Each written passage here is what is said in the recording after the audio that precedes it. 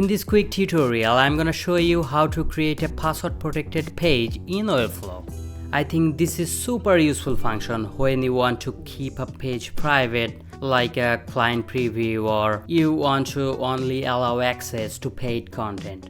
So without further ado, let's get started. In order to make a password protected page, I'm gonna go ahead and click on the pages. And you have to find the page that you want to make password protected. In my case, I will apply on the test page that I have already built. Click on the little gear icon to edit the page settings. Here you can see access control. The default value will stay public, but to set a password to this page, click anyone with the password. Then type your password over here. After type your password, click Save and publish the site. Once you have published the site, click here to visit the page. I already have logged in before, that's why I'm copying the link and try on incognito mode.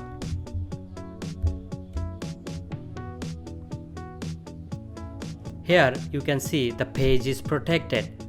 Just enter the password over here and click on the submit button. Perfect. Now we can see the page.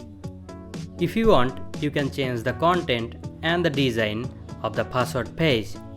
To do this, I'm gonna go to the designer panel. In the pages section, you can see utility page and you can see a new page called password. Just click on the page to edit the page. Here you can change everything from the page, like I'm changing the text from here.